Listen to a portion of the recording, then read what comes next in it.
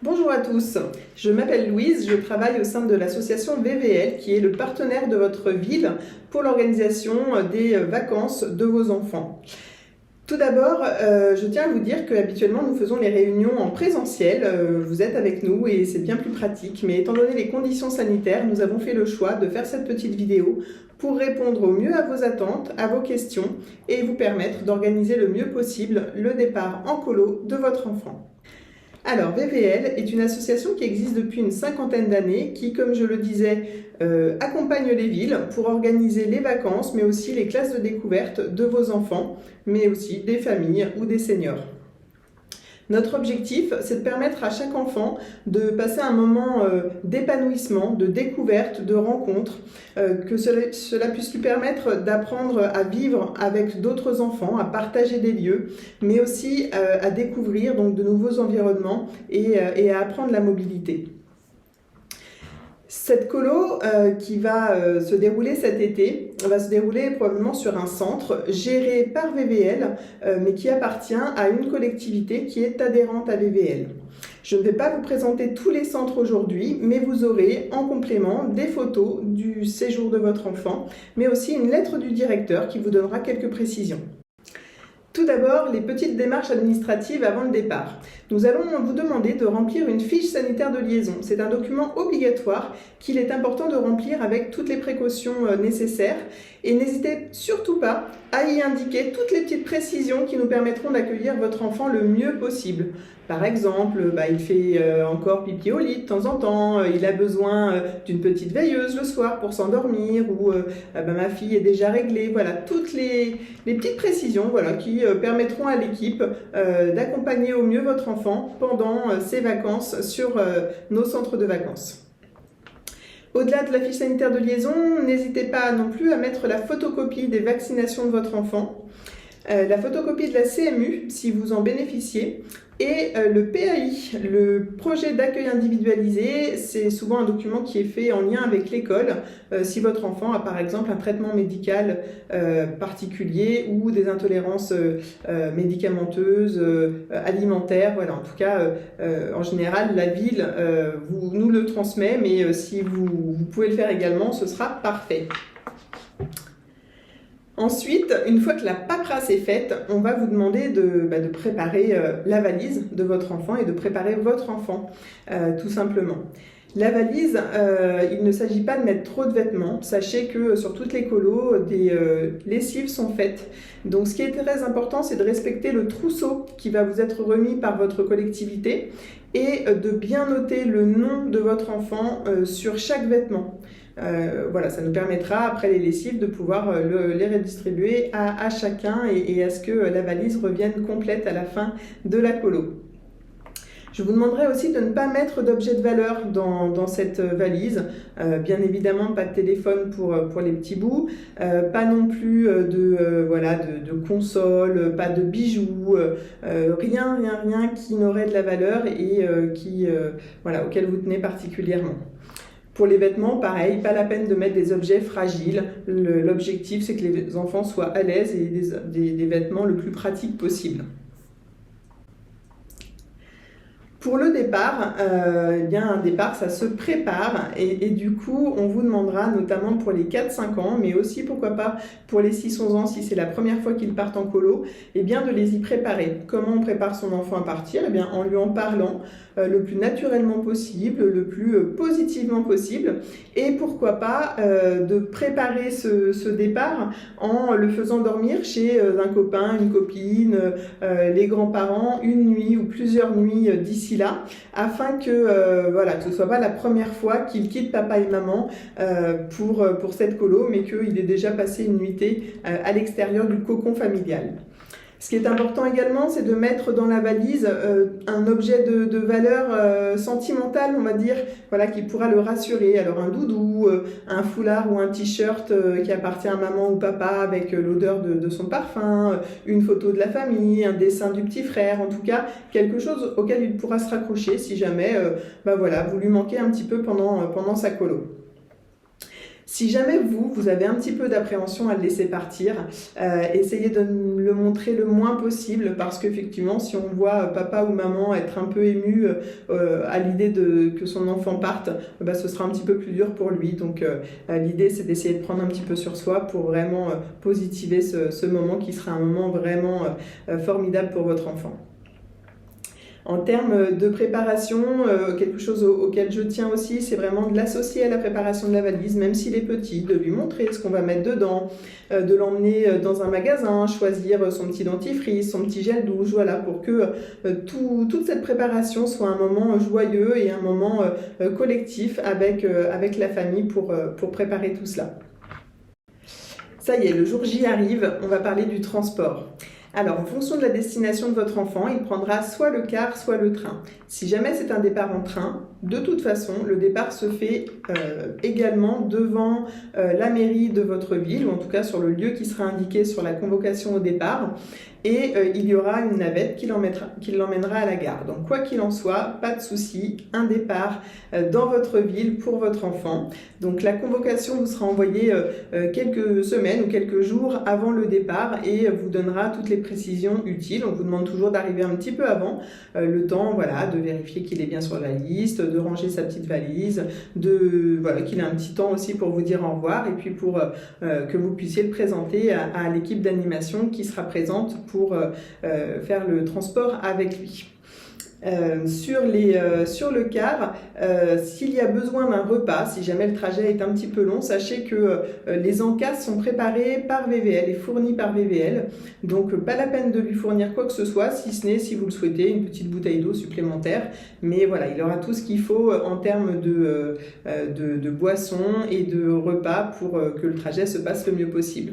Vous pouvez ceci dit dans un petit sac à dos lui mettre un petit jeu de cartes, un petit livre, son doudou pour qu'il ait de quoi s'amuser. Mais les animateurs ont à cœur dès le moment du transport d'aider les enfants à faire connaissance pour que le trajet passe plus vite, qu'ils puissent se raconter un petit peu d'où ils viennent. Parce que parfois, même dans une même ville, les enfants ne se connaissent pas forcément parce qu'ils peuvent venir de quartiers différents, d'écoles différentes. Et il y a un moment de prise de connaissance entre eux qui est très important. Les animateurs qui seront présents dans le car sont des animateurs qui seront sur le séjour, donc qui vont suivre vos enfants tout au long de leurs vacances. Les trajets, qu'ils soient en car ou en train, sont vraiment adaptés aux enfants et donc les animateurs restent avec eux en permanence et dans les trajets en car, il y a des pauses régulières pour aller faire pipi, pour se dégourdir les jambes, pour prendre un repas. Voilà, et nous travaillons avec des compagnies de car depuis de très longues années et voilà, ce sont des compagnies très sérieuses qui ont l'habitude du transport d'enfants et avec qui ça se passe très très bien.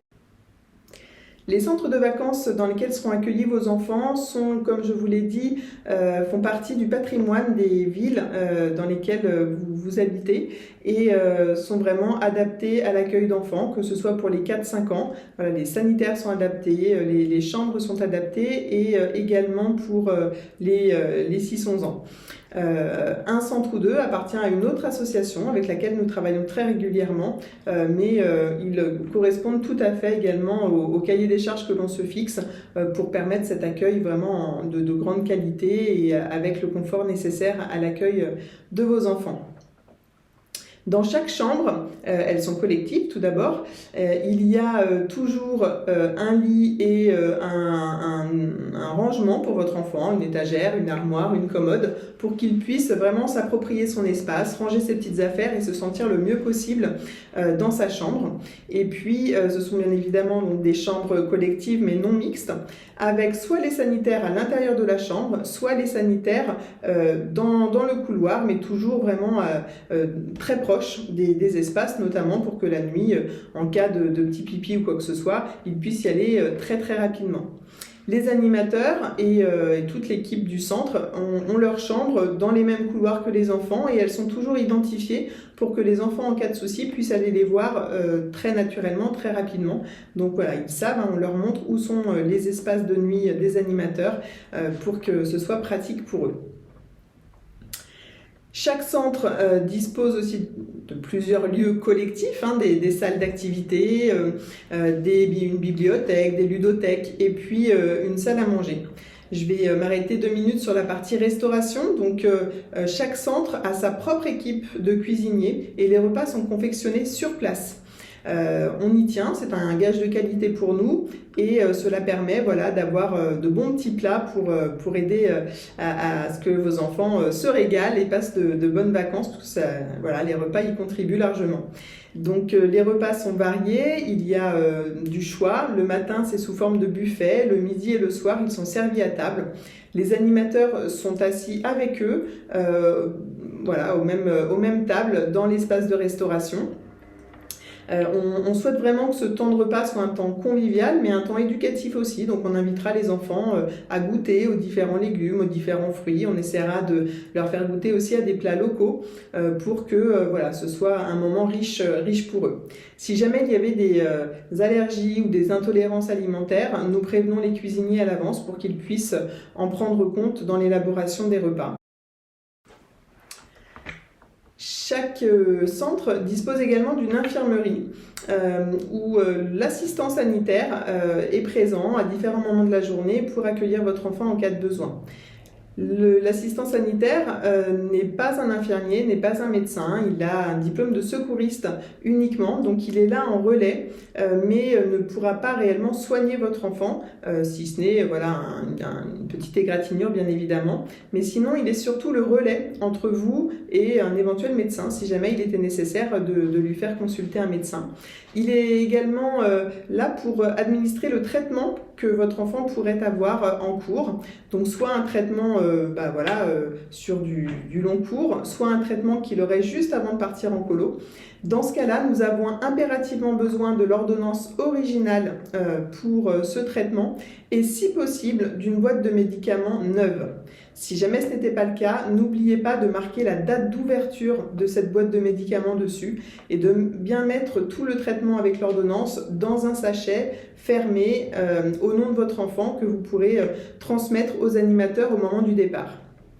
Voilà, c'est quelque chose de très important. On va parler maintenant de l'équipe qui va s'occuper de votre enfant tout au long de cette colo. Donc il y a une équipe de direction, un directeur ou une directrice et son adjoint. Il y a, comme je l'ai dit il y a quelques instants, un assistant sanitaire et ensuite des animateurs qui ont tout simplement comme objectif de faire passer les meilleures vacances possibles à vos enfants en gérant la vie quotidienne, donc du lever au coucher, en passant par les repas, les moments de douche, etc. Mais aussi les moments d'activité, d'animation qui sont des temps forts de la colo. Donc ils vont préparer des jeux, des veillées le soir, etc. pour le plus grand bonheur de vos enfants. Nous avons aussi une équipe technique, comme j'ai pu le dire, donc des personnels qui se chargent de l'entretien, des personnels qui se chargent de la restauration. Voilà, tout ce petit monde-là est au service de vos enfants et ce sont pour la plupart des personnes avec qui nous travaillons très régulièrement.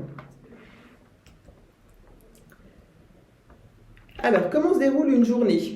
Donc, le réveil se fait de manière échelonnée. Ça veut dire quoi, un réveil échelonné? Ça veut dire que chaque enfant a la possibilité de se lever un peu quand il le souhaite.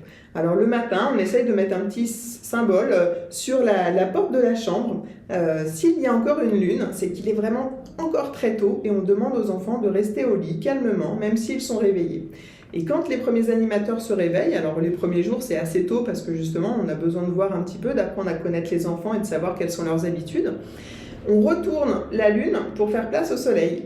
Et quand le soleil apparaît, ça veut dire que tout doucement on peut sortir de sa chambre et aller rejoindre les animateurs dans une salle d'activité. L'objectif, c'est de partir le plus discrètement possible pour laisser les autres dormir au maximum. On estime que chacun a un rythme différent, chacun a besoin de plus ou moins de sommeil et l'idée, c'est de ne pas casser cette courbe du sommeil, mais de laisser chacun se réveiller tranquillement. Donc bien évidemment, à une certaine heure, on les réveille quand même, parce qu'on ne peut pas permettre de dormir trop tard. Il y a un moment où les activités commencent, mais voilà, en tout cas, il y a un laps de temps assez long pendant lequel les enfants peuvent se réveiller tranquillement. Ensuite, bien évidemment, petit déjeuner. Ensuite, il y a un petit temps pour aller ranger un peu sa chambre, se brosser les dents, se préparer. Et puis, on part en activité. En en fin de matinée, on revient sur le centre où parfois il y a un pique-nique qui est organisé. Et puis après le temps du repas du midi, on organise souvent un temps calme. Alors c'est pas forcément une sieste, je vous rassure. Les enfants des fois nous regardent avec des gros yeux quand on parle de temps calme. Ça peut être un moment de lecture, ça peut être un petit moment de jeu de cartes, ça peut être aussi à l'extérieur, à l'ombre d'un arbre. Mais en tout cas, c'est un petit moment où on se pose tranquillement pour reprendre un peu d'énergie pour attaquer l'après-midi. L'après-midi, on recommence les activités qui sont souvent au choix. Hein. On laisse les enfants entre un jeu plutôt sportif, un jeu plutôt d'activité manuelle, une découverte artistique, culturelle. Donc voilà, en fonction du planning, ils s'inscrivent ou ils peuvent aussi faire des visites, des activités sportives chez un prestataire. Quel que soit le programme, comme vous aurez pu le voir sur la fiche du catalogue qui vous a été distribué. Donc les activités sont proposées aux enfants. Dans l'après-midi, il y a toujours une pause goûter, parce que c'est un moment qui est important pour les enfants, et à cet âge-là, ils ont besoin de ce petit complément, donc un bon petit goûter pour reprendre des forces. Et puis en fin d'après-midi, c'est un temps souvent avec des activités au choix, là encore. Et puis quand certains sont en train de faire un jeu ou écrivent une lettre à papa et maman, il y en a d'autres qui vont peut-être aller arroser le potager, et puis il y en a d'autres qui vont commencer à prendre leur douche. Voilà, donc là on tourne un peu sous forme d'atelier. Jusqu'au dîner qui se fait en général vers 19h15, 19h30. Donc un bon dîner et ensuite le moment fort, comme je le disais, la veillée qui peut être une histoire, qui peut être une soirée improvisation, un grand jeu de piste, une boum à certains moments de la semaine. Elles sont toujours variées et adaptées aux envies des enfants. Nos programmes, ils sont faits au préalable, mais ils sont adaptés au fur et à mesure. Si les enfants nous disent « moi j'adorerais faire ça dans la semaine », on fait tout notre possible pour pouvoir répondre à leurs attentes. Je vais vous parler désormais de la communication. Comment prendre des nouvelles de vos enfants pendant cette colo ? Tout d'abord, dans un courrier qu'a dû vous donner votre mairie, vous avez eu un code pour vous connecter au blog On donne des nouvelles. Ce blog sera mis à jour régulièrement. Attention, pas nécessairement tous les jours, donc soyez patients si vous n'avez pas de nouvelles chaque jour, c'est parce que les animateurs et l'équipe de direction a aussi autre chose à faire, hein, ils sont là prioritairement pour s'occuper de vos enfants. Mais quoi qu'il en soit, ils essayent de mettre un maximum de photos régulièrement pour que vous puissiez vivre un peu des moments forts des vacances de vos enfants. Donc des moments d'activité, des moments de vie quotidienne, des amitiés qui se créent. Tous ces moments-là, on va essayer de les immortaliser par des photos et vous les mettre sur ce blog pour que vous puissiez en prendre connaissance. On écrira aussi des petits résumés des journées. Vous pouvez également écrire une lettre à votre enfant, et ça c'est même très très apprécié. Vous pouvez même l'écrire un petit peu avant qu'il parte pour qu'elle soit déjà arrivée à son arrivée et que ça lui fasse une bonne surprise. Et lui, on lui proposera de vous écrire, mais ce n'est pas une obligation, on ne va pas le forcer s'il n'en a pas envie. Mais si vous le souhaitez, en tout cas, n'hésitez pas à fournir dans la valise une enveloppe timbrée avec vos coordonnées ou celles de la personne à qui vous souhaiteriez qu'il écrive. Sur la communication toujours, on vous demande pour les petits, puisque nous parlons aujourd'hui des 4-5 ans et des 6-11 ans, de ne surtout pas mettre de téléphone portable dans la valise de votre enfant. Hein, ce n'est absolument pas souhaité. Par contre, si jamais vous avez quoi que ce soit, n'hésitez pas à contacter votre mairie qui nous relayera vos questions. Il n'y a absolument aucun souci. Nous, on est en étroite relation avec les villes durant toute la colo, donc on ne manquera pas de répondre à vos attentes si vous avez des questions durant la colo de votre enfant. Dernier petit conseil, si vous le souhaitez, vous pouvez donner un petit peu d'argent de poche à votre enfant, mais vraiment pas plus de 10-15 euros. Tout est inclus dans cette colo, c'est uniquement si on fait une visite et qu'il veut ramener un petit souvenir, une petite carte postale, mais il n'y a absolument aucune obligation. Comme je l'ai dit tout à l'heure, n'oubliez pas d'objet de valeur. Étant donné le contexte sanitaire et cette pandémie du coronavirus qui sévit en ce moment, nous avons un protocole sanitaire que nous devons respecter dans les colos. Ce protocole va être probablement allégé un petit peu d'ici à cet été, mais aujourd'hui, il préconise encore le port du masque à l'intérieur. Donc à l'extérieur, comme pour tout le monde, il va être levé. Donc vos enfants pourront jouer un maximum dans les jardins, dans les terrains des centres de vacances sans masque. Mais quand on sera à l'intérieur, donc ils devront encore en porter un.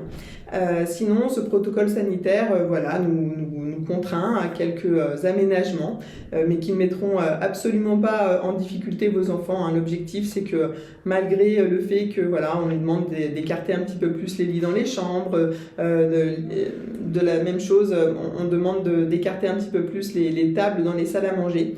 Mais tout cela ne sera absolument pas une contrainte pour vos enfants. Ils passeront les meilleures vacances possibles malgré tout. Si jamais il y avait un cas, une suspicion, en tout cas, nous avons des consignes très strictes de contacter un médecin localement, de contacter l'ARS, l'Agence régionale de santé, qui nous donnera la marche à suivre.